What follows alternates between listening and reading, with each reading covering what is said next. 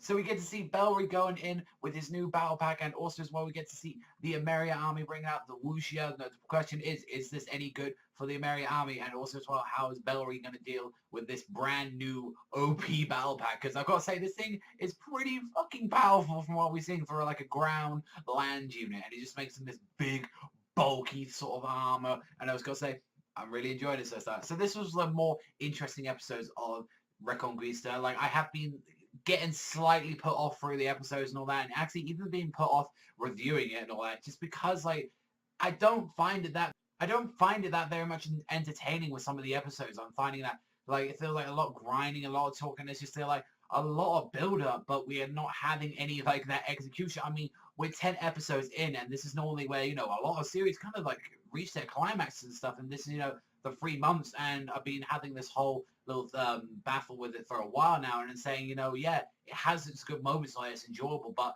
people are right. People are not going to watch this if it's going to be entertaining or if it's not going to like bring something. Because regardless of what, if you don't have a bit of entertainment factor, it could be the most amazingest story ever. You could have like this giant build up. But for someone who's watching this weekly, I still do want a little bit of entertainment throughout like the episode. Whether or not that's a little bit of comedy, if that's a little bit of action, a little bit of development with some characters.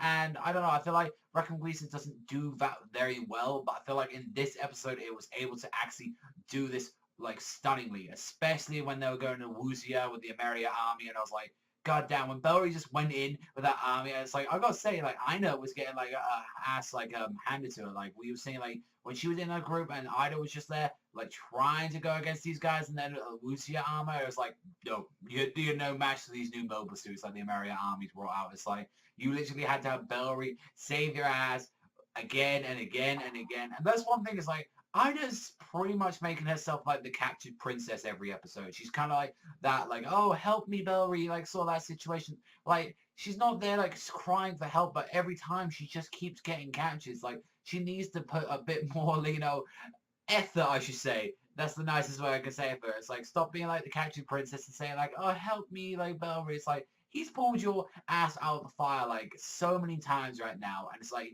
even with these brand new armors, and he's got, like, this whole big, massive, like, backpack battle suit thing for land combat on, and he has no idea how to use it, and he's still wiping their asses. I mean, like, I just loved it how it was like, even when it was at the launch sequence, like, you just see it just go, like the G-Cell just goes blazing through like that, and then it's like kicking it as well. Like, that was the best part of the episode, when literally Ida got captured and Bellry decided to like get rid of the actual armor, saying like he's going to use it as a distraction, and then he came out of the bushes, kicked him straight in the skull with the mecha suit, and then he just did it again. I was like, God damn, like that shows how fast is the G-Cell, and that's like how cool that looked. That looked awesome seeing that fight. Like, I wanted to see a little bit more of that. Like, why don't we have a little bit more in detail with that? But other than that, yeah, I was actually surprised, we didn't see Mass, like, he wasn't at all in this episode. We didn't even see him to the end until the researcher guy we saw. I mean, a lot of the other part of the episode was us seeing the director, and also as well with the, like, Pope himself actually talking and,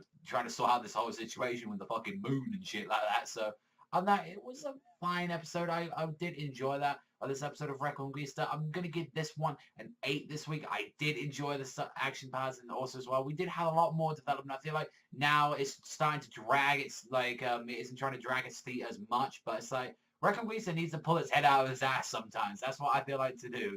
But apart from that, yeah, really enjoyable episode. But that's all for me, so thank you very much for watching as always, and I'll see you guys next time.